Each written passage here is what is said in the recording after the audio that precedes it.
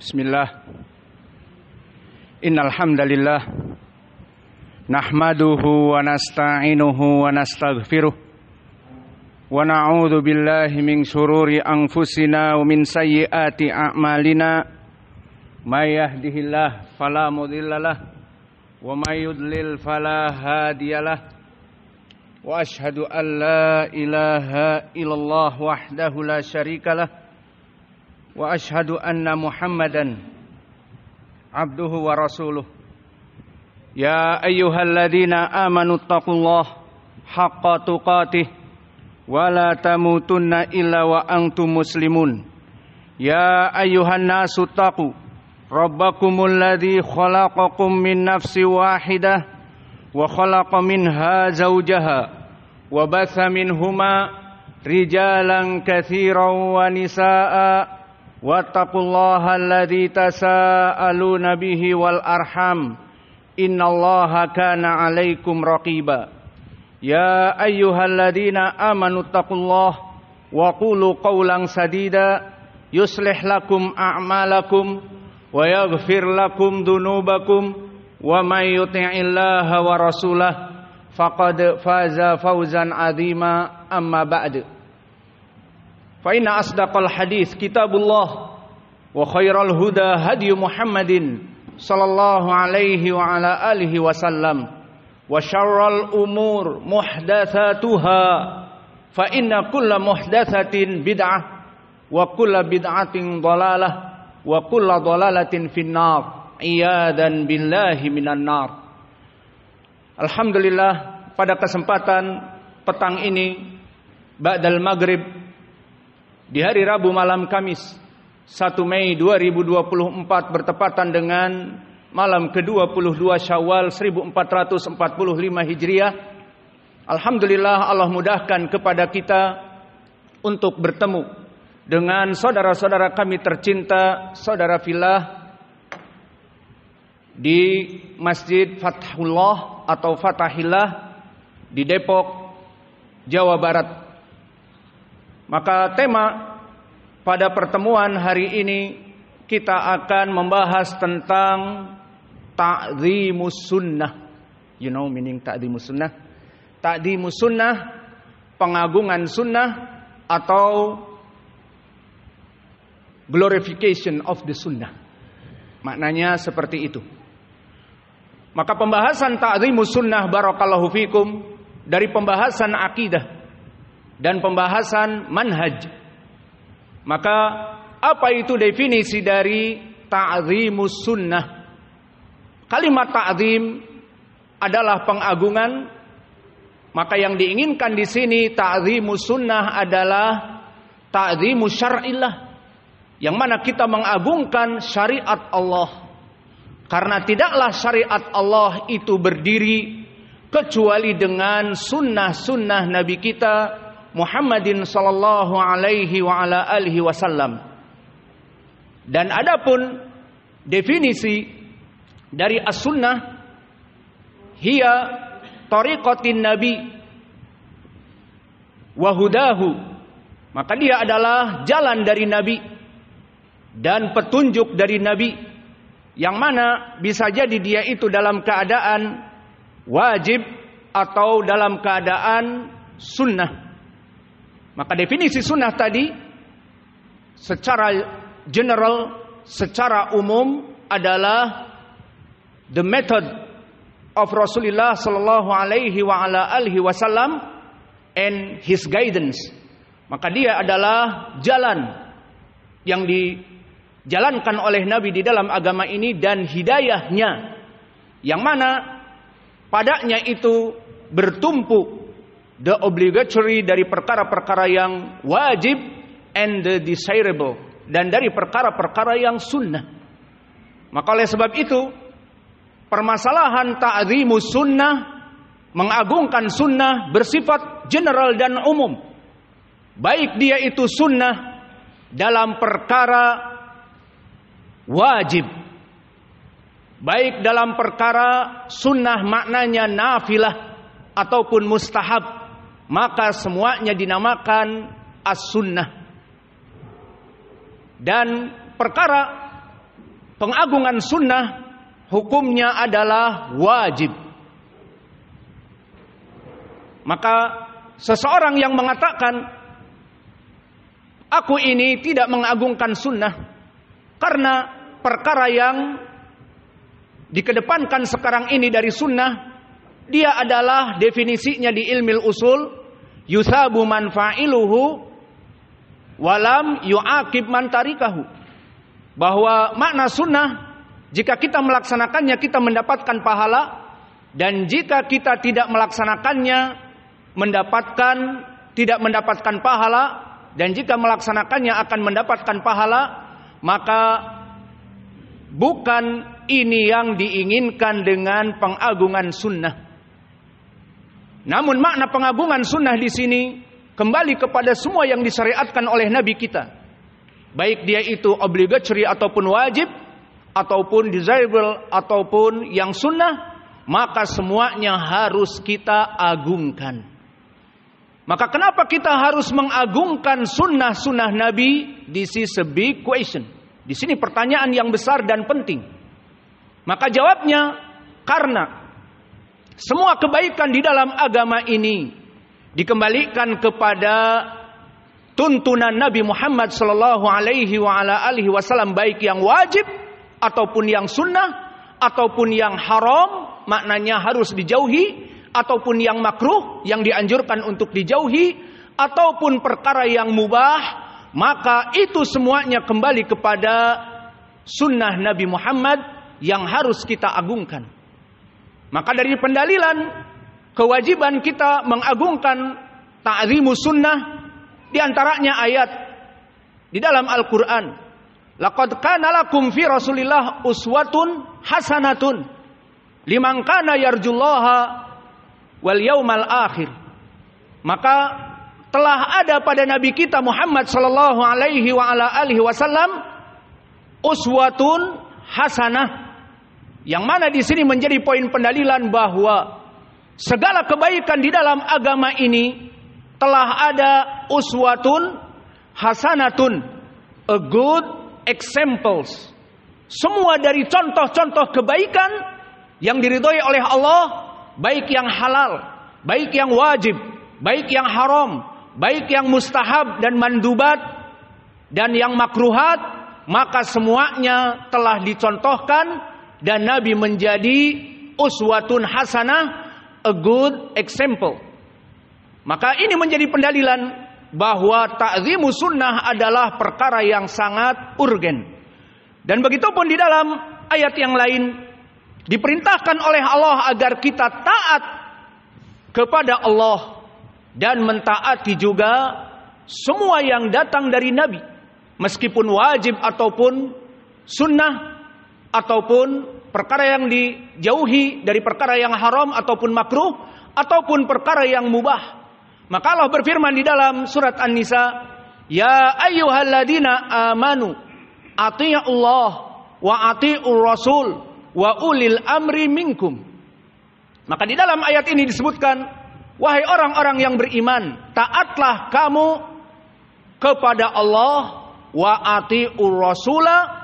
Maka wajah pendalilannya this the point, wa atifah wa atii'ur rasula, maktuf kepada atii'ullah.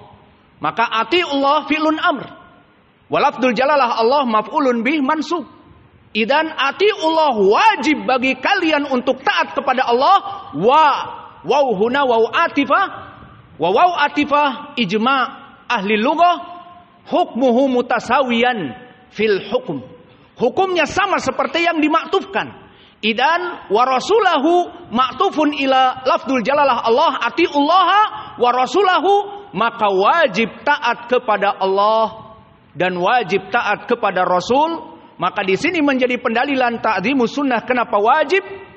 Karena diperintahkan untuk kita taat kepada Allah dan taat kepada Rasul. So obey Allah and obey His message ataupun His prophet. Maka wajib kita taat kepada Allah dan wajib taat kepada utusannya. Dan bahkan di dalam surat yang lain disebutkan juga bahwa tidaklah seseorang dinamakan taat kepada Allah sampai dia taat kepada nabinya. Maka di dalam Al-Quran juga disebutkan, wa may yuti'ir rasula faqad ata Allah. Maka barang siapa yang taat kepada Rasulnya, faqad ata Allah. Barang siapa yang taat kepada Rasul, maka dia telah taat kepada Allah. The point here is mafhum al-mukhalafah. Maka maksudnya, barang siapa yang tidak taat kepada Rasulnya, maka dia tidak taat kepada Allah. Karena Allah berfirman, barang siapa yang man ata'ar rasulah, barang siapa yang taat kepada Rasulnya, maka dia telah taat kepada Allah. Mafhum al-mukhalafah, seseorang yang tidak taat kepada Rasul, ini hanya sunnah saja, maka tidak mau untuk mengagungkannya dan tidak mau untuk melaksanakannya dengan berbagai alasan, maka dia tidak taat kepada Allah. Maka dari dalil-dalil yang kami sebutkan di Al-Quran, maka menjadi pendalilan bahwa ta'zimu as-sunnah adalah perkara yang wajib, meskipun dia bisa jadi perkara-perkara yang sunnah, yang nafilah. Namun di sisi yang lain, kita mengagungkan apa yang datang dari Nabi kita. Maka di dalam ayat yang lain juga, wa ma atakumur rasul fakhudhuh wa ma nahakum anhu fantahu. Maka di dalam ayat ini pun menjadi pendalilan yang keempat tentang ta'zimus sunnah, karena mutlak, general, perintah Allah untuk mengikuti Nabi, baik sunnah, baik wajib, baik yang muharram, baik yang makruh, baik yang mubah. Wa ma atakumur rasul fakhudhuh. Apa-apa yang datang dari Nabi wajib bagi kalian, fakhudhuh. Wa i'rab fakhudhuh fi'lun amr. Wa fi'lun amr di ilmil usul memberikan makna wajib. Maka ambillah, baik yang sunnah, baik yang nafilah, baik yang muharram. Dan disebutkan wa manahakum anhu fantahu. Apa-apa yang dilarang agar dijauhi.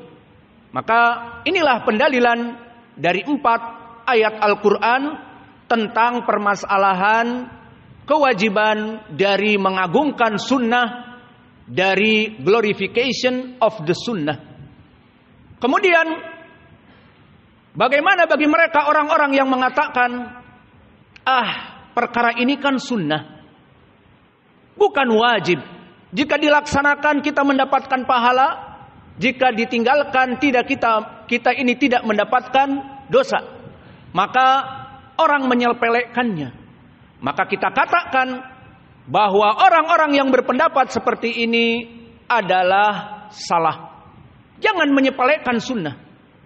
Laksanakan sunnah meskipun 1 kali di dalam hidupmu. Karena perintah tadi Allah, wa ma atakumur rasul fakhudhuh. Apa-apa yang datang dari Nabi laksanakanlah. Maka oleh sebab itu, ucapan orang yang mengatakan bahwa ini hanya perkara sunnah, dilaksanakan mendapatkan pahala, ditinggalkan tidak berdosa, maka akhirnya istihwan. Seorang muslim meninggalkan sunnah ini sepanjang hayatnya, tidak pernah melaksanakan sunnah ini, maka di sini perkara yang salah, dikarenakan banyak di sana adillah yang menunjukkan tentang permasalahan kita harus mengambil dari keumuman Al-Quran dan Sunnah secara keseluruhan. Di dalam surat Al-A'raf, di awal-awalnya disebutkan, ittabi'u ma unzila ilaikum min rabbikum wa la tattabi'u min dunihi awliya'a qalilan ma tadhakkarun. Maka di sini disebutkan ittabi'u fi'lun amr, i'rabnya. Maka ikutilah ma unzila ilaikum, apa-apa yang turun dari Rabb kalian, dan yang turun dari Rabb kalian min firman Allah Al-Quran, wa kadzalika alladzi nazala bihi bi Rasulillah sallallahu alaihi wa ala alihi wasallam. Maka sunnah-sunnah Nabi, baik sunnah hadis-hadis qudsi, hada minallah. Wa kadzalika kullu ahadits as-sahihah min qaulin wa fi'lin wa takririn. Semua ucapan Nabi dan semua perbuatan Nabi dan takrir dari Nabi kepada para sahabatnya, ini semuanya adalah dari perkara sunnah yang harus diikuti. Ittabi'u ma unzila ilaikum mir rabbikum. Maka harus diikuti apa-apa yang datang dari Rabb kalian, dari Al-Quran dan sunnah.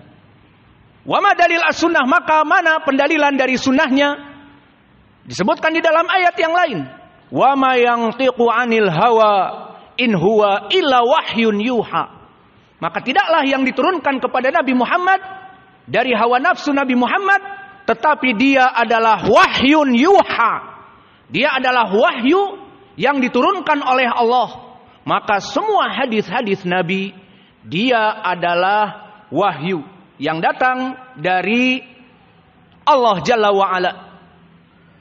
Adapun pendalilan di dalam hadis, maka telah diriwayatkan oleh Imam Ahmad di dalam musnadnya dari jalan Jarir ibni Utsman an Abdurrahman ibni Abi Auf anil Mikdam ibni Ma'di Karbin, sahabatnya dari Al-Mikdam ibni Ma'di Karbin atau Ma'di Karbi, yang mana Nabi Muhammad sallallahu alaihi wa ala alihi wasallam bersabda, ala fa inni, maka tidaklah sungguhnya qad utitu al-kitaba wa ma ma'ahu mithlahu, au ala wa qad utitul kitaba wa mithlahu ma'ahu.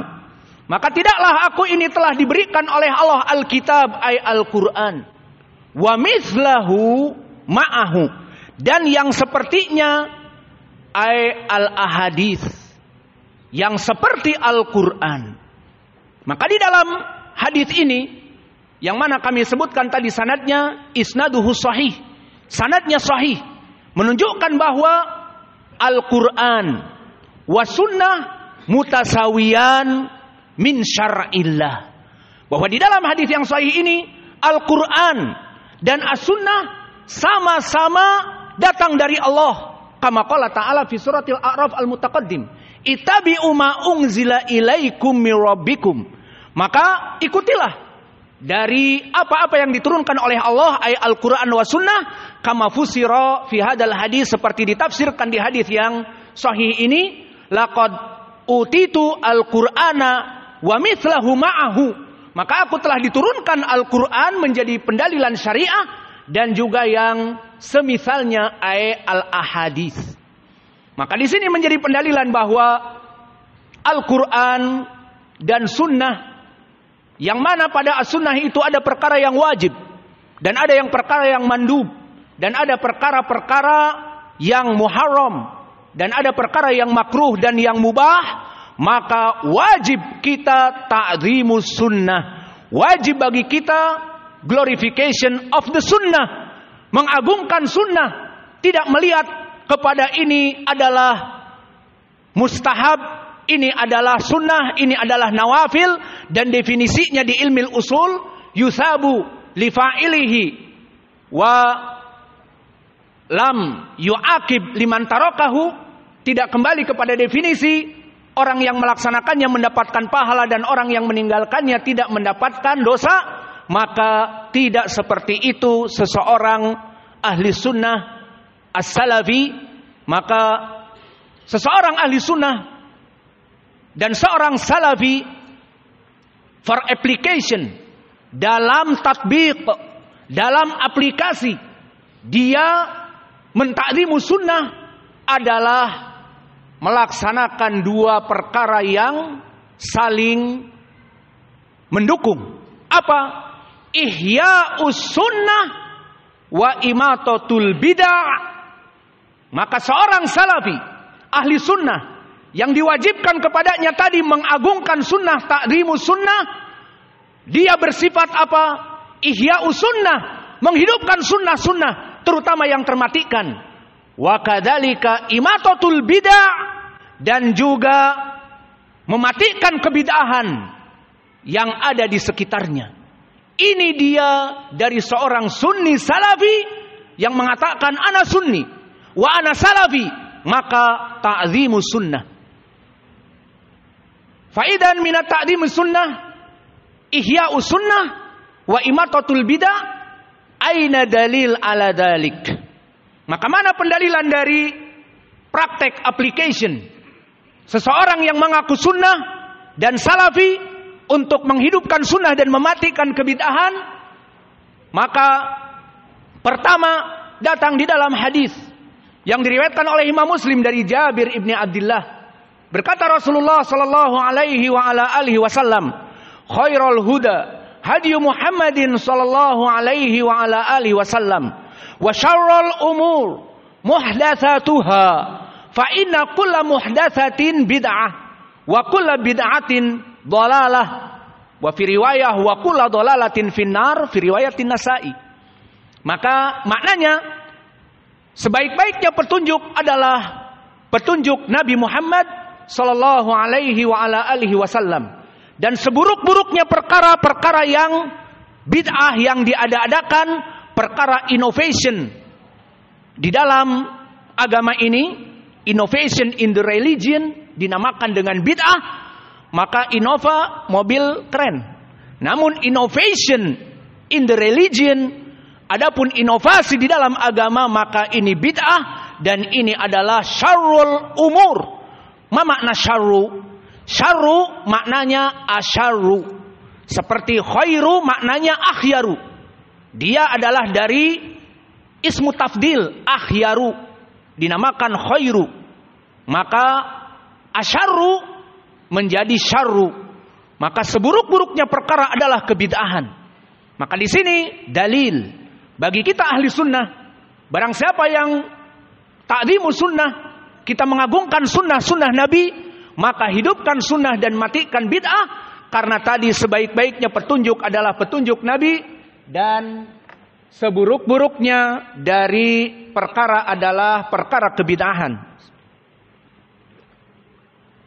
Alhamdulillah.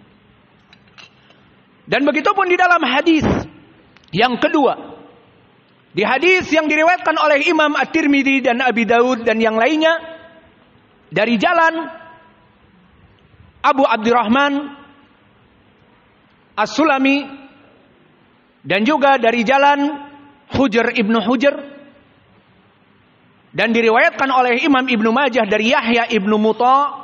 Maka ketiga rawi ini, Abdurrahman ibnu Amr As-Sulami dan Hujr ibnu Hujr dan juga Yahya ibnu Abi Muta, kulluhum semuanya meriwayatkan dari sahabat Irbad ibni Sariyah,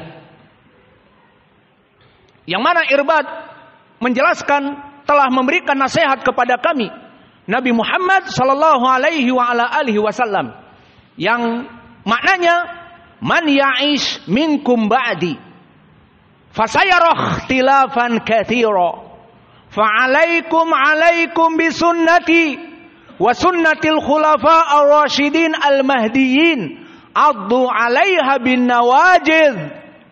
Yang maknanya man ya'ish minkum ba'di, barang siapa seorang yang akan hidup setelahku. Para nabi, para sahabat hidup setelah Nabi meninggal, para tabi'in, para itba'u tabi'in, and now, dan sekarang, we all, kita hidup di zaman 1440 Hijriah, 4405 Hijriah, after Nabi. Maka man ya'ish minkum ba'di, barang siapa di antara kalian yang hidup setelahku, fasayara ikhtilafan katsira, kalian pasti akan melihat kaum muslimin terpecah belah. Lalu this is the problem. Ini adalah masalah. Ini adalah penyakit yang disebutkan oleh Nabi. And what is the solve of the problems? Lalu mana jawaban pemecahan, the solve of the problem, pemecahan masalah dari masalah yang disebutkan oleh Nabi? Kita akan terpecah belah maka disebutkan dari obat penawar yang disebutkan oleh Nabi, the solve of the problem is alaikum bisunnati wa sunnatil khulafa ar-rasyidin al-mahdiyyin addu 'alaiha bin nawajid, dengan kita memegang teguh sunnah Nabi kita dan sunnah para salaf dari khulafa ar-rasyidin al-mahdiyyin, sunnah Abi Bakar wa Umar wa Utsman wa Ali radhiyallahu anhum jami'an, maka digigit dengan gigi geraham. Wa hadhil kinayah indal Arab bimakna pegang teguh sunnah khulafa ar-rasyidin beserta sunnah Nabi tersebut. Idan hadal hadis asani wa mahalu hadal hadis. Bagaimana derajat hadis ini? Kama dzakarna akhrajahu ashabus sunan, dikeluarkan ashabus sunan dari Abdurrahman ibnu Amr as-Sulami wa huwa majhulul hal. Kedua dari Hujr ibnu Hujr wa huwa majhulul hal. Yang ketiga Yahya ibnu Abi Muta rajulun thiqah walakin qala Duhaim, disebutkan oleh Abu Hatim dari Duhaim, kana lam yasma an Irbad, tidak mendengar dari Irbad, berarti sanadnya munqati', inqita', terputus. Maka di sini dijadikan pendalilan tentang permasalahan bahwa kita cek dulu streamingnya.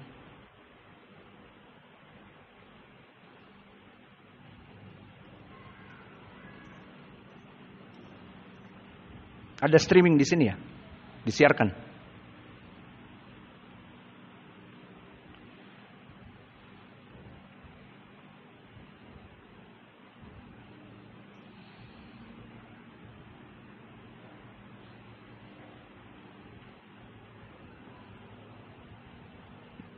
Insya Allah streaming bisa mengikuti kepada Masjid Fathahillah, karena saya sibuk untuk mengajar, membuka streaming dan mengajar tidak bisa. Apalagi sekarang hujan, jaringannya kurang. Maka back to the lesson, kembali kepada pelajaran. Maka oleh sebab itu, di hadis yang datang dari 3 jalan ini, hadis ini menjadi sahih. Semuanya dari Irbad ibni Sariyah, datang dari 2 jalan rawi yang majhul dan dari jalan rawi yang thiqah namun terputus, Yahya ibnu Abi Muta, maka bisa menjadi paling sedikit hasan li ghairi. Dan hadis ini qad sahahahu al-imaman fi hadal asr, 2 muhaddis era now, Asy-Syaikh Al-Albani rahimahullah wa syekhuna wa waliduna al-muhaddits Muqbil ibnu Hadi al-Wadi'i rahimahumallah. Maka hadis ini dari Irbad ibn Sariyah hadis yang sahih. Dan begitupun dari 2 hadis ini juga datang di dalam atsar, yang mana datang atsar dari Abdullah ibn Mas'ud, yang mana hadis Abdullah ibn Mas'ud di sini pun derajatnya hasan li ghairi. Berkata Ibnu Mas'ud, ittabi'u wala tabtadi'u faqad kufitum, maka ikutilah bagi kalian dari sunnah-sunnah Nabi dan jangan kalian melaksanakan kebid'ahan, just follow with the prophet, dan jangan melaksanakan innovation in the religion, di dalam agama melaksanakan kebid'ahan. Maka atsar ini atsar yang sahih, diriwayatkan oleh kutub-kutub akidah, yang mana di sini sanadnya juga adalah sanad yang sahih dari berbagai jalan. Maka inilah pendalilan dari ta'zimus sunnah. Maka kesimpulannya ta'zimus sunnah amrun wajibun bidalil kama taqaddam dari Al-Qur'an dan sunnah. Pendalilannya dan yang diinginkan ta'zimus sunnah adalah aplikasinya, tatbik dari ini adalah ihya'us sunnah wa imatatul bidah, di mana kita menghidupkan sunnah dan kita mematikan kebid'ahan. Maka lihat sekarang kami berikan examples, contoh bagaimana para sahabat dulu, yang mana mereka menghidupkan sunnah-sunnah, ta'zimu sunnah, meskipun perkara-perkara itu adalah perkara yang bukan wajib. Maka di sini kami akan memberikan dari contoh-contoh. Pertama, hadis yang muttafaqun alaih atau diriwayatkan oleh Imam Muslim dari Ummi Habibah, yang mana Ummu Habibah berkata, qalat sami'tu Rasulullah sallallahu alaihi wa ala alihi wasallam, man shalla ithnata asyrata raq'atan, barang siapa yang salat itsnatai asyrata raq'atan, 12 rakaat, minan nawafil minar rawatib, dari yang sunnah, fa innallaha bana fihinna fil jannah bait, atau fa innallaha bana lahu baitan fil jannah bihinna, maka Allah pasti akan membangunkan rumah dan istana di surga dengan 12 rakaat tadi. Hadihi al-an itsna asyrata rakaah, 12 rakaat ditafsirkan oleh para ulama 2 rakaat sebelum fajr, 4 rakaat ay 2 rakaat qabla zuhur wa qabla zuhur wa ba'dal zuhur wa qabla al-asr, wa fi riwayah arba'ah fi hadis Anas, wa kadzalika qabla al-maghrib wa ba'dal isya. Maka bisa jadi 12, bisa jadi 14. Faman shalla ala tilka ar-rakaat, barang siapa yang melaksanakan terus menerus, Allah akan membangunkan istana di surga. Asyahid al-an hal hadihi minan nawafil au minal wajibat. Maka perkara ini dari sunnah atau yang wajib? Silahkan dijawab. Perkara sunnah atau yang wajib rawatib ini? Perkara sunnah.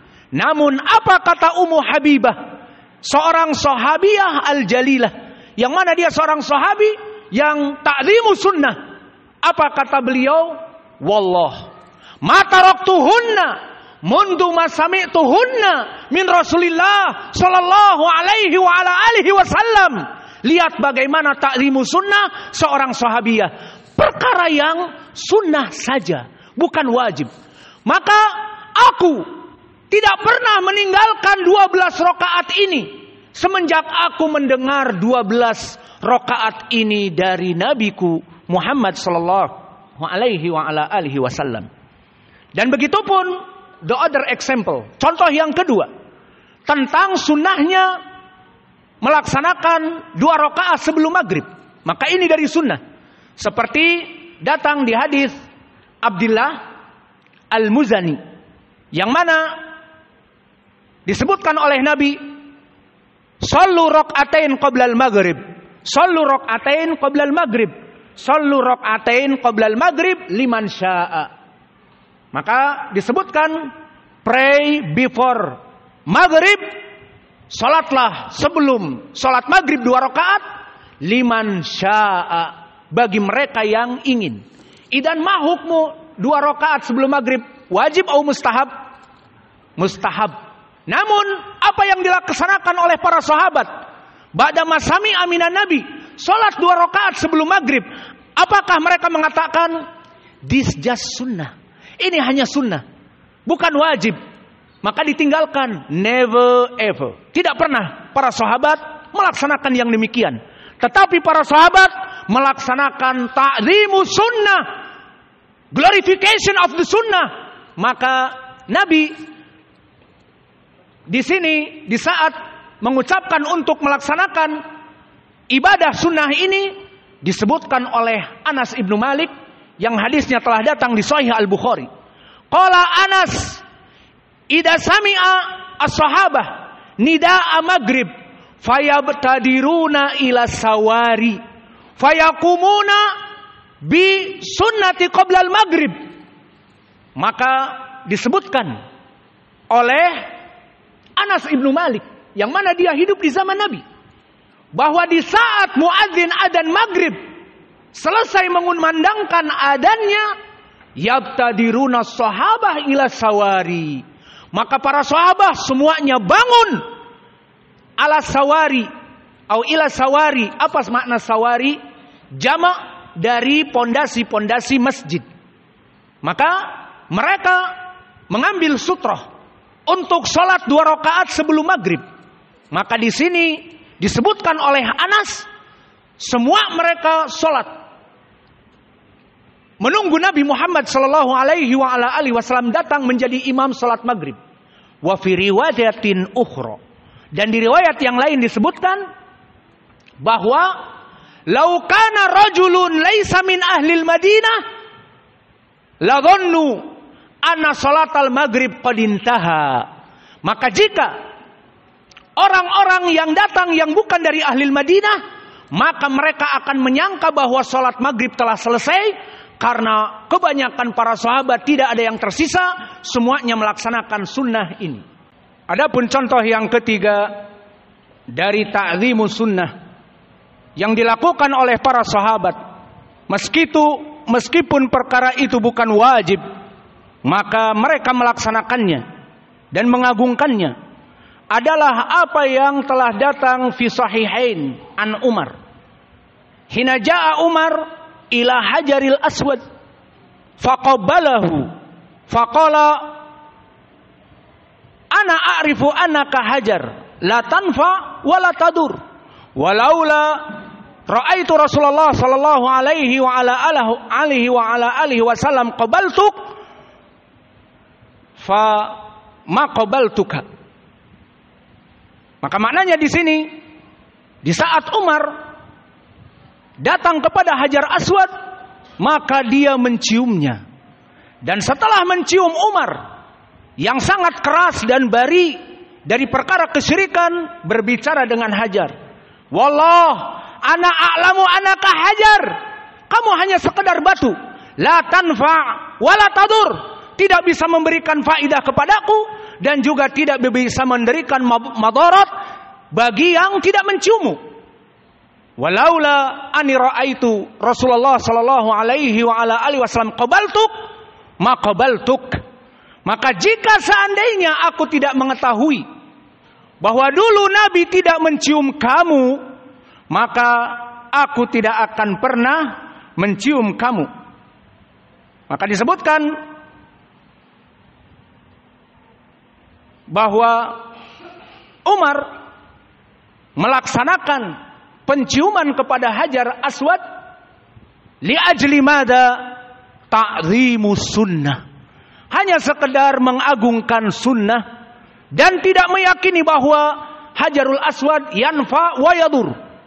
Tetapi ini adalah sunnah yang aku lihat Nabi menciumnya, maka aku ta'zimus sunnah, fa'altu bima fa'ala Rasulullah sallallahu alaihi wa ala alihi wasallam.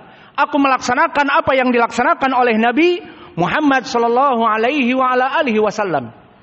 And the other examples, dari contoh yang lain dari perbuatan sahabat juga, di saat Nabi meriwayatkan di dalam hadis yang diriwayatkan oleh Imam Abi Daud dan juga Imam An-Nasai dari sahabat Shaddad ibni Aus, berkata Rasulullah sallallahu alaihi wa ala alihi wasallam, sallu fi ni'alikum khaliful yahud wa fi riwayatin Nasa'i wan nasara.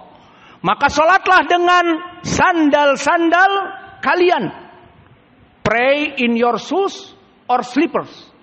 Khaliful yahud, different from the Yahud and Nasara. Maka salatlah kalian kaum muslimin dengan sandal kalian ataupun sepatu kalian, untuk menyelisihi dari ibadah orang Yahud dan Nasara. Mereka sholat tidak dengan sendal. Maka ini hukumnya apa? Sunnah. Laisat biwajibah, hanya sunnah, bukan wajib. Dan di sini yang menjadi poin is ta'zimus sunnah, glorification of the sunnah. Anta ya ayyuhas sunni, ini sunnah laksanakan. Meskipun dalam keadaan satu kali dalam sepanjang hidupmu, maka hidupkan sunnah ini. Maka hadis ini hadis yang sahih, disahihkan oleh Syekh kami Muqbil Al-Wadi'i rahimahullah di Jami'is Sahih, dan di kitabnya khusus Masyru'iyatis Sholati bin Ni'al, disyariatkannya salat dengan sandal. Dan alhamdulillah kita dulu melaksanakan salat ini di masjid beliau Fidaril Hadis, dan alhamdulillah kita hidupkan sunnah ini di masjid kami Imam Muqbil Al-Wadi di Darmasraya, Sumatera Barat. Maka di sana kita menghidupkan sunnah ini. Alhamdulillah, karena kita ahlu sunnah as-salafiyah menghidupkan sunnah. Dan mana pendalilan bahwa dulu para sahabat mengikuti dan menghidupkan sunnah ini? Jangan ada latah. Itu kan masjidnya dulu pasir, dan sekarang masjidnya karpet, dan sekarang pakai keramik bersih, dan seterusnya. Maka dulu para sahabat ittiba hadhihi sunnah wa ta'zimu hadhihi sunnah. Dulu para sahabat mengagungkan sunnah ini. Maka telah datang hadis yang diriwayatkan, kalau tadi dari Shaddad Ibnu Aus yang hadisnya sahih, salatlah kalian dengan sandal-sandal kalian dan juga sepatu-sepatu kalian, karena orang-orang Yahud dan Nasara tidak pernah melaksanakan salat dengan sandal mereka. Maka aplikasinya para sahabat dulu, hum yusalluna bini alihim. Mereka salat with dengan them shoes or them slippers, dari sendal-sendal dan sepatu-sepatu mereka. Mana dalilnya? Diriwayatkan oleh Imam Ahmad, yang mana sanadnya bertumpu kepada haddatsana Yazid. Siapa? Yazid ibnu Harun. Akhbarana Hammad. Man Hammad? Huwa ibnu Salamah. Yazid ibnu Harun imam, Hammad ibnu Salamah imam. An Abi Na'amah, an Abi Nadrah, an Abi Sa'idin Al-Khudri. Maka sanadnya sahih. Di sini disebutkan dari Nabi Muhammad SAW, berkata Abu Sa'id, "Shalaina ma'a Rasulillah SAW bini alina." Ini poin pendalilannya, bahwa kami sholat bersama Nabi bini alina, dengan sandal-sandal kami, dengan sepatu-sepatu kami. Ini ahli sunnah di zaman Nabi, para sahabat yang agung menghidupkan sunnah. Sunnah menggunakan sandal di dalam sholat tanpa pengecualian, karena dengan pasir, karena dengan bla bla bla. Maka dihidupkan sunnah ini. Maka mana yang menjadi poin pendalilan? Kami sholat bersama Nabi dengan sandal. Falamma ra'aina rama Rasulullah sallallahu alaihi wa ala alihi wasallam ni'ala faromainahu. Maka di saat kami melihat Nabi melemparkan sandalnya ke sebelah kiri, tadinya dipakai, dan kami mengikuti sunnah memakai sandal. Kemudian Nabi melemparkan sandalnya, dibuka, dilemparkan ke sebelah kiri. Faromaina ni'alana. Maka kami semua melemparkan sendal-sendal kami. Mulai dari Abi Sa'id, mungkin wallahu alam Abu Bakar, wa Umar, wa Utsman, wa Ali, wa Ibnu Abbas, wa Anas bin Malik, romuni alahum. Semuanya melemparkan sendal yang tadinya dipakai. Kemudian setelah itu, falaman taha, setelah selesai dari salat, fansorofa, maka Nabi membalikkan, dan ini sunnah dari salat jamaah, imam membalikkan badan. Faqala, mada sana'tum, apa yang kalian lakukan di saat aku sedang salat? Nabi mempunyai mukjizat, ya'rifu mada sana'u as-sahabah wara'a dhahri. Nabi melihat dari belakang punggungnya apa yang dilakukan oleh para sahabat. Mada qalu, ini poin pendalilannya. Mada fa'altum, kenapa kalian melempar sendal-sendal kalian? Qalu ya Rasulullah, shalaita bini alik, kamu salat dengan sendalmu. Fasolaina bini alina, kami salat mengikuti sunnahmu, salat dengan sandal.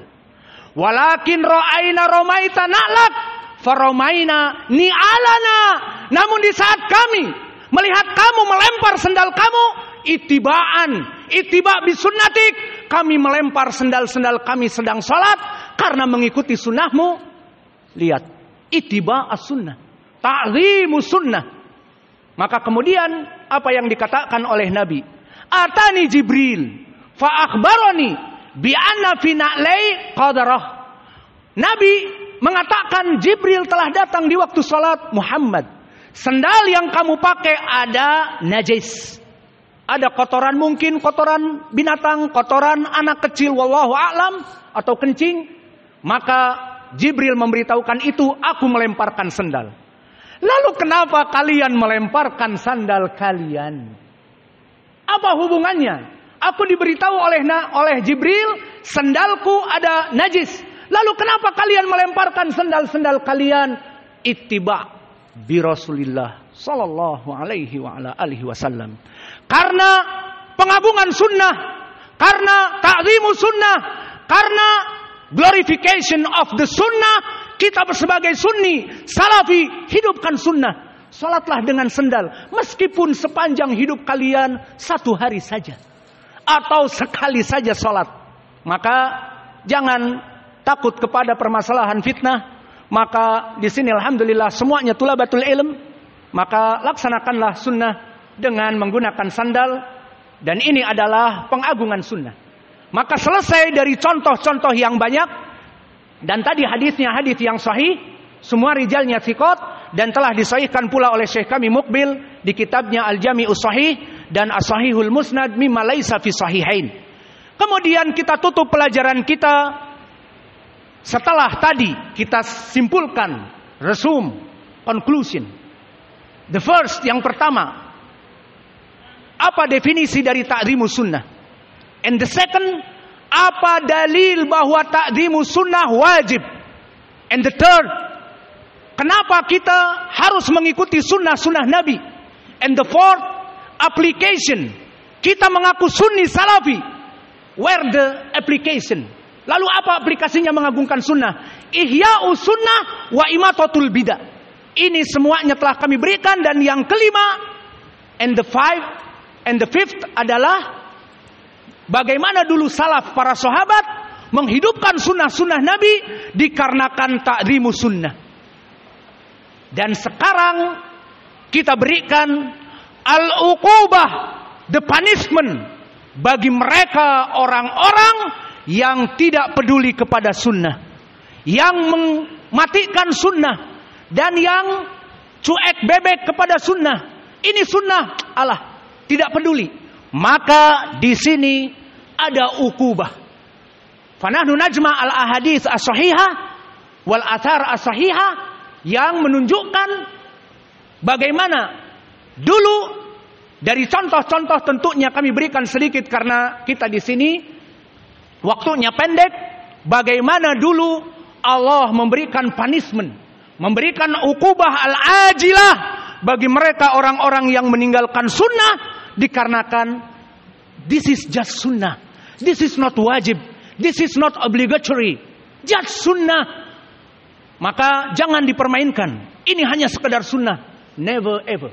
Ta'zimus sunnah, glorification of the sunnah. Mana pengagungan sunnah wahai sunni? Maka di sini yang pertama kami berikan misal hadis yang mana diriwayatkan oleh Imam Muslim ataupun ayat terlebih dahulu. Maka di sana ayat yang menunjukkan tentang haramnya kita untuk menyelisihi sunnah. Haram untuk menyelisihi sunnah. Maka Allah berfirman di dalam Al-Quran, "Falyahdharil ladzina yukhalifuna an amrihi an tusibahum fitnah aw yusibahum adzabun alim."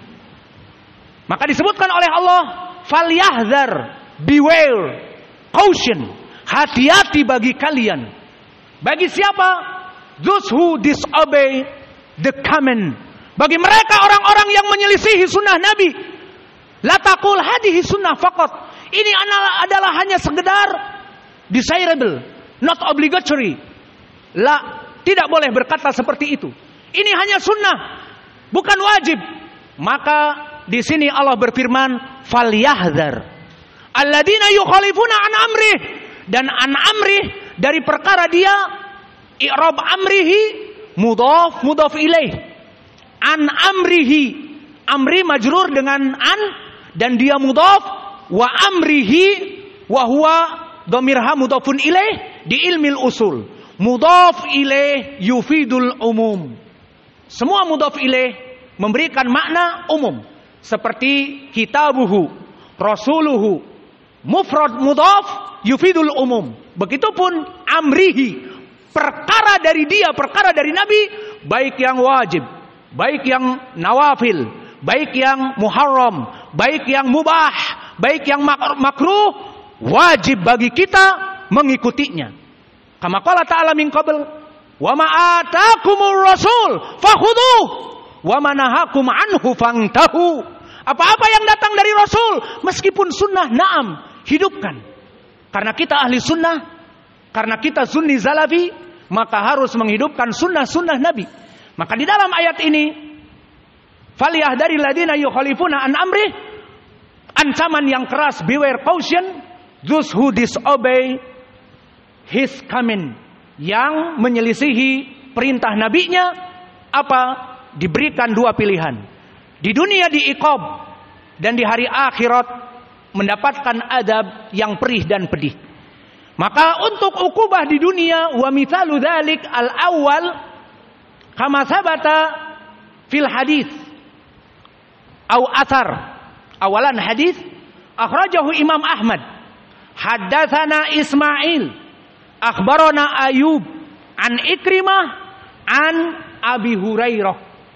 Qala Rasulullah sallallahu alaihi wa ala alihi wasallam, au kana Rasulullah naha an yashraba rajul min fi as-siqa. Maka di dalam hadis ini disebutkan dilarang oleh Nabi seseorang yashrabu min fi siqa, minum dari kendi, dari ceret yang mana dia adalah tempat minum untuk umum. Maka for example ceret, tekok, di rumah itu disediakan untuk umum. Maka ibu kita menyediakan air di teko zaman dulu. Belum ada freezer, belum ada dispenser. Maka dituangkan ke teko, kemudian semua orang mengambil air minum dari teko ke gelas baru diminum. Tidak boleh minum dari teko ke mulut langsung. Limada wasakhah, akan mengotori air liur dan sebagainya. Dan ayah kita akan marah. Dan kakak kita akan merasa jijik. Apakah adapun putri-putri kita akan merasa jijik. Maka naha Rasulullah sallallahu alaihi wa ala alihi wasallam an yashraba rajul min fi as-siqa. Dilarang seseorang minum dari ceret langsung. Au idza kana al-an mawjud dispenser, yashrab dari dispenser. Misalnya, maka mulut itu kotor, harusnya ke gelas baru ke dispenser, like this. Bismillah. Alhamdulillah. Dari tadi haus, tidak minum. Maka di sini menjadi pendalilan di hadis ini. Famahalu hadal hadis. Qala Imam Ahmad hadatsana Ismail. Maka man huwa Ismail? Ismail ibnu Ulayyah. Wa huwa imam. Hadatsana Ayub, man Ayub? Ayub ibnu Abi Tamimah As-Sikhtiyani, imam. Hadatsana Ikrimah, man Ikrimah? Ikrimah maula Ibnu Abbas, imam. An Abi Hurairah, imam dari sahabat. Idan hadas sanad sahih. Kullu rijalihi musalsal bil a'immah. Semua sanadnya bertumpu kepada imam. Hadatsana an imam. Ismail ibnu Abi Ulayyah, Ismail ibnu Ulayyah imam. Ayub As-Sikhtiyani imam. Dan juga Ikrimah imam. An Abi Hurairah, anin Nabi. Idan mada, dilarang kita minum dari sini. Summa dzukira fi riwayah qala Ayub As-Sikhtiyani. Maka berkata Ayub, wa huwa tabi'i, Ayub ibnu Abi Tamimah As-Sikhtiyani, wa huwa qami'ul bidah.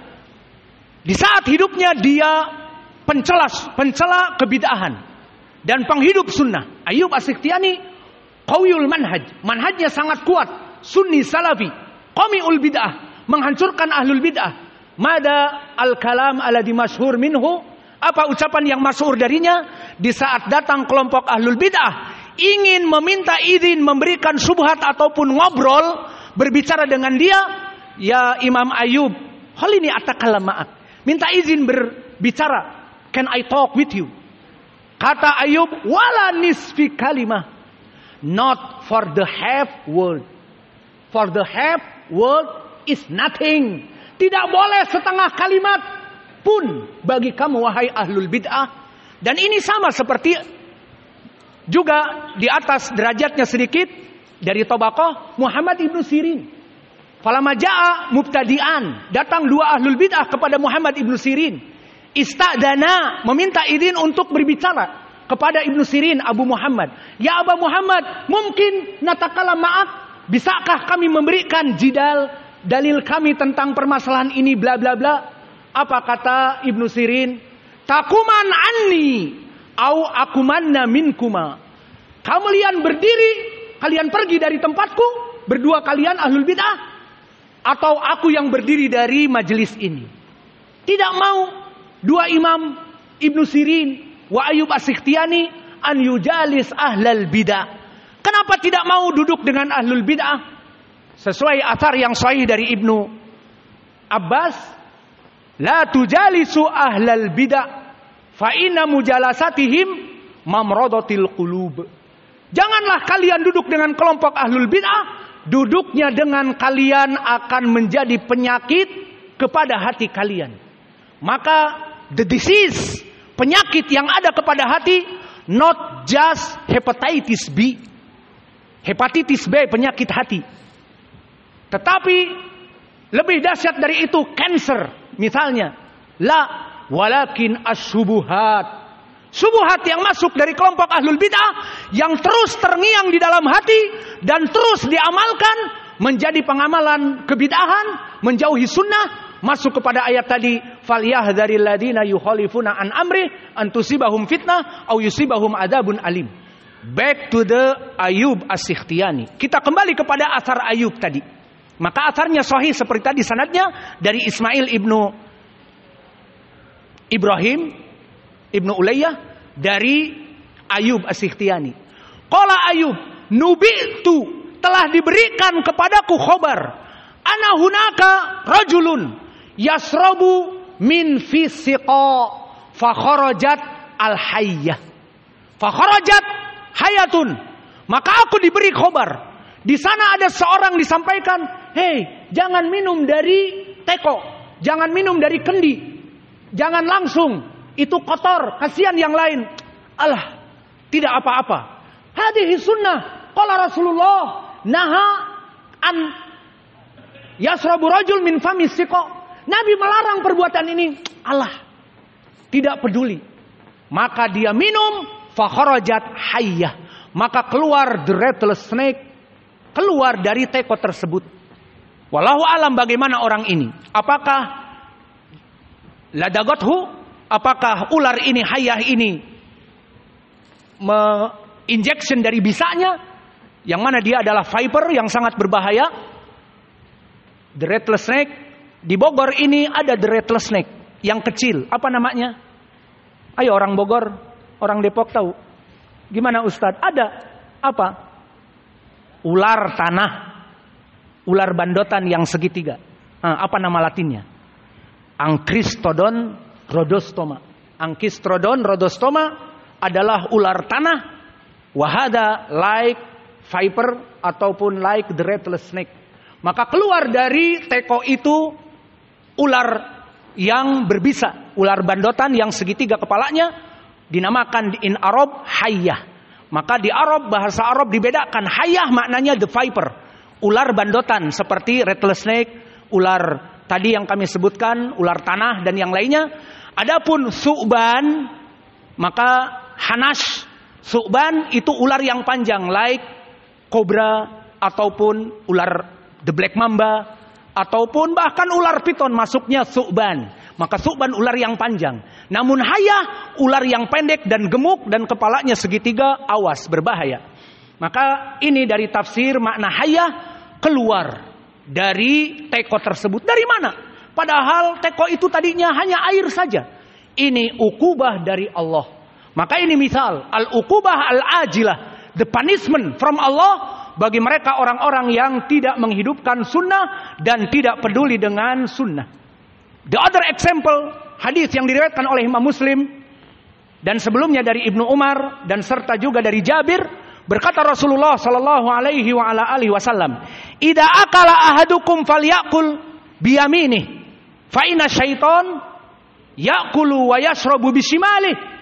Maka barang siapa seorang muslim agar makan dan minum dengan tangan kanannya, karena syaiton makan dan minum dengan tangan kirinya. Maka lihat bagaimana syaiton makan dengan tangan kiri dan minum dengan tangan kiri. Kita harus mukhalafati lifestyle, gaya hidup kita dengan syaiton dengan tangan kanan. Maka hunaka al-uqubah al-ajilah, ada the punishment bagi mereka orang-orang yang tidak mau menghidupkan sunnah, ta'zimus sunnah. Hadis yang diriwayatkan oleh Imam Muslim dari sahabat Salamah ibnu al-Aqwa, diriwayatkan oleh Imam Muslim. Disebutkan ana rajulan akala ma'a Nabi sallallahu alaihi wa ala alihi wasallam wa akala bishimalihi. Seseorang makan bersama Nabi dan dia makan dengan tangan kirinya dan zahirnya dia muslim. Faqala Rasulullah, ya rajul, kul biyaminik, makanlah dengan tangan kananmu. Famada hada rajul hal ta'zimu sunnah, apakah mengagungkan sunnah?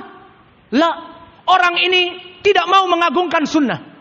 Maka di saat Nabi mengatakan qul biyaminik, qala la astati', dikatakan dengan di sini la astati', aku tidak mampu, maknanya bukan dia dalam keadaan tangannya itu tidak bisa mengangkat, maksudnya paralyzed, lumpuh, atau dia dalam keadaan cloth, jaltoh, ataupun dalam keadaan jaltoh. Apa jaltoh bahasa Indonesianya? Cloth.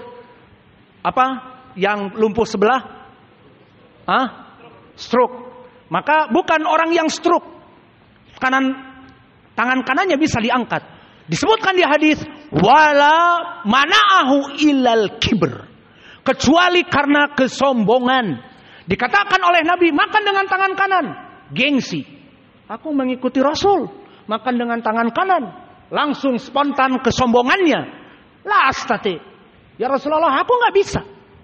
Fama mana'ahu ilal kibr. Ada tafsir mina rawi bahwa dia tidak mau mengangkat tangan karena al-kibr. Fama ba'da dalik qala ar-rawi fama rafa'aha illa fihi. His can raise his hand to his mouth.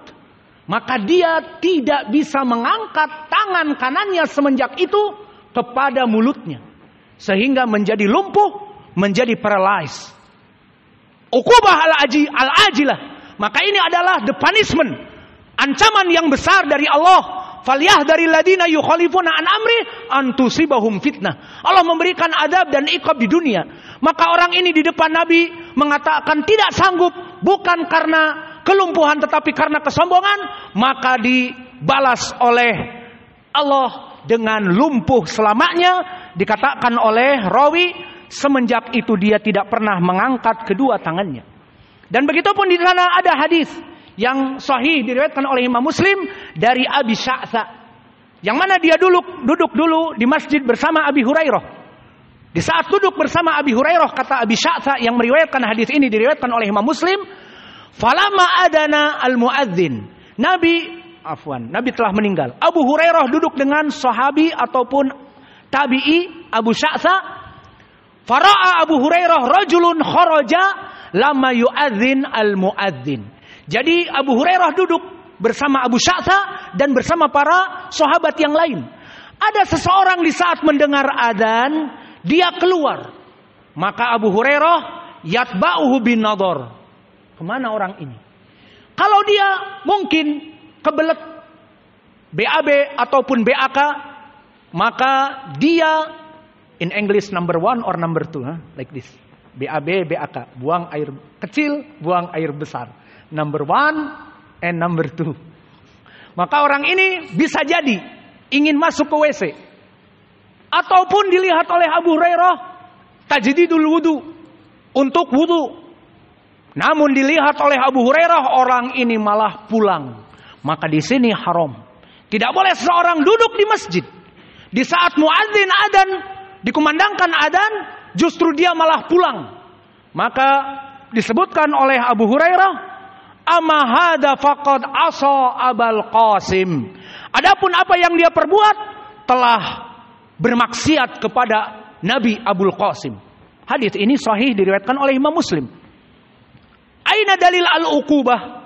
Maka hadis ini sahih, mana pendalilan dari punishment? Datang di dalam hadis yang diriwayatkan oleh Imam Abdur Razzaq di dalam musannafnya.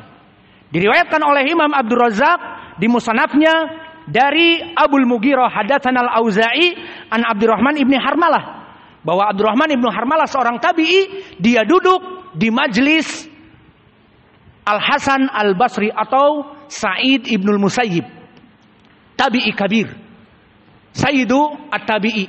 Maka duduk di sini Abdurrahman ibnu Harmalah di majlis dari Sa'id ibnul Musayyib. Faja'a zuwar, datang dari para pengunjung, dan para pengunjung ini masuk ke masjid ingin bertemu dengan Sa'id ibnul Musayyib. Apa tujuannya? Yuwaddi'uh likai an yahujja wa ya'tamir, agar bersalaman perpisahan, wahai Sa'id ibnul Musayyib, kami akan pergi sekarang untuk naik haji.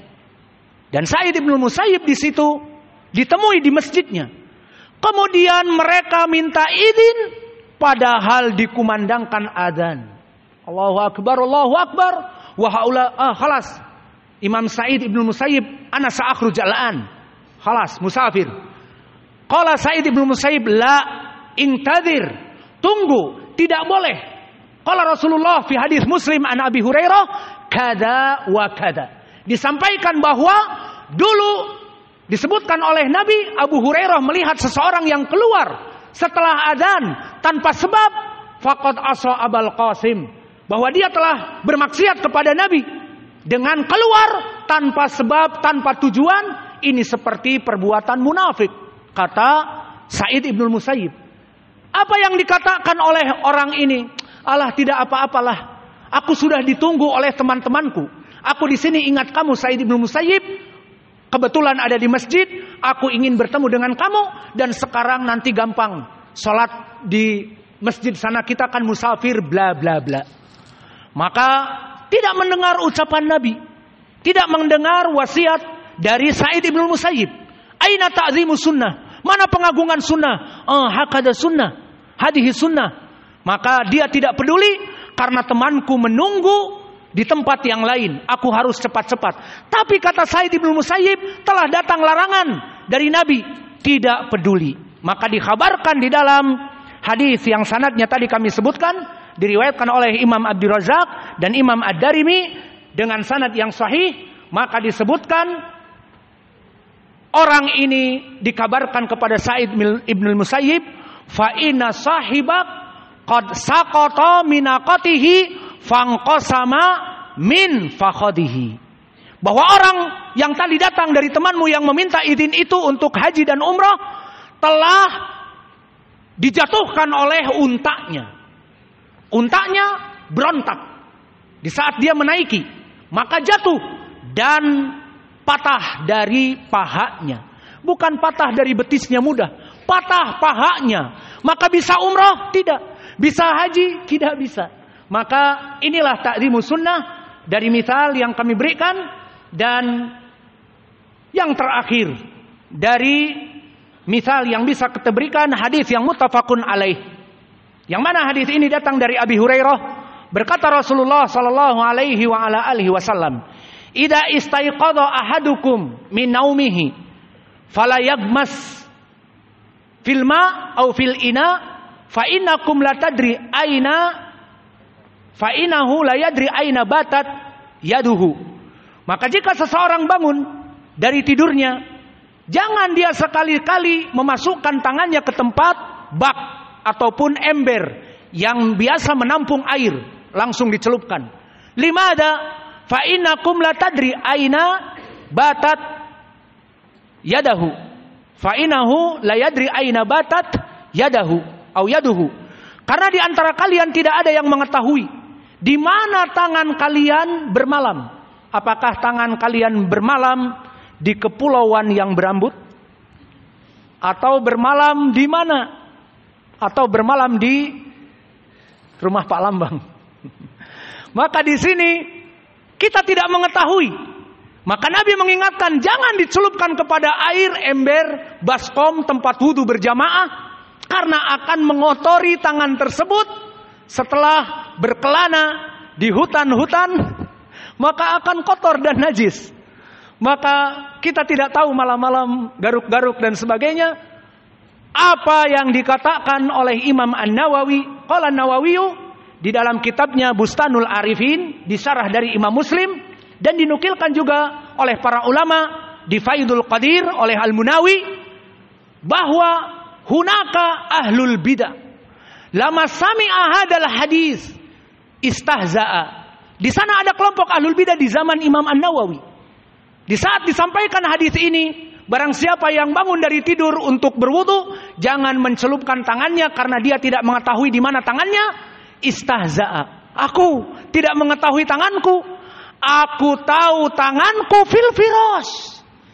Maka tanganku ya di kamarku dan di firas. Bahkan maknanya ditafsirkan di beberapa riwayat. Hada rajul aqada yadah. Orang ini sengaja mengikat tangannya dengan tali, bahwa tangannya tidak bergerak. Maksudnya jika tangannya berkelana dan musafir ke negeri yang penuh pepohonan, penuh hutan rimba, maka di sini dia mengikatnya. Maka dia mengatakan, aku mengikat tanganku, ana adri aina batat yadi. Aku mengetahui di mana tanganku bermalam, tidak berubah, tidak masuk ke sini wala ke sana wala ke situ. Maka tanganku ada di tempatnya. Orang ini beristihza dengan sunnah Nabi. Qala Rasulullah, fa innakum la tadri aina batat yaduh wa huwa yaqul ana adri aina batat yadi au yadayya. Faidan qala An-Nawawi di Bustanil Arifin, dan Al-Munawi menukilkan juga dari An-Nawawi di Faidul Qadir dan yang lainnya. Fastaharul khobar, maka telah mutawatir al-khobar, bahwa orang yang mubtadi', yang mencela sunnah Nabi ini dan tidak ta'zimu sunnah, mati bil barihah, dalam keadaan malam itu mati. Kaifa yamut? Mata dakhala dira'ahu ila dira'ihi ila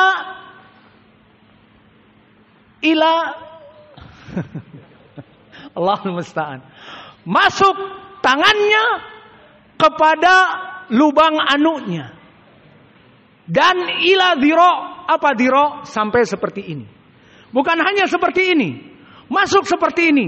Maka terbayang bagaimana dia bagaikan terenggiling di kasurnya, yang mengatakan aku mengetahui aina batat yadi. Maka tangannya masuk kepada afwan deshol, lubang dubur, dan dia dalam keadaan mati. Maka dia dalam keadaan mati karena istihza bi Rasulillah sallallahu alaihi wasallam. Fahadihi minal amsilah al-uqubah. Maka ini adalah al-uqubah al-ajilah, dari permisalan the punishment yang Allah berikan kepada mereka orang-orang yang menghinakan sunnah atau tidak peduli dengan sunnah. Maka oleh sebab itu nasihat kami terakhir, ya ahla sunnah, ya ayyuhas salafi, ta'dimu sunnah, agungkan sunnah, glorification of the sunnah. Karena sunnah itu jika kita laksanakan, kita akan selamat. Dan fadilah dari kita mengikuti sunnah, kita akan dicintai oleh Allah. Allah berfirman, qul in kuntum tuhibbunallah fattabi'uni yuhibbukumullah wa yaghfir lakum dzunubakum. Maka barang siapa yang mengaku mencintai Allah, ikutilah sunnahku, kata Nabi. Maka Allah akan mencintaimu. Tidak cukup dengan itu, Allah akan mengampuni dosa-dosamu. Maka ini faidah yang terakhir setelah tadi di pelajaran sesi kedua kita sebutkan dari al-uqubah al-ajilah, dari the punishment yang Allah berikan kepada mereka orang-orang yang tidak mau menghidupkan sunnah. Dan di akhir tadi ayat yang terakhir kami berikan faidah bagi mereka orang-orang yang menghidupkan sunnah sangat baik, dan banyak dalilnya. Kita cukupkan dengan ayat satu saja tadi. Maka alhamdulillah kita telah selesai dari pelajaran ta'zimus sunnah. Wa naktafi ilahuna wa jazakumullahu khaira wa barakallahu fi ilmikum. Subhanakallahumma bihamdika asyhadu an la ilaha illa anta astaghfiruka wa atubu ilaik.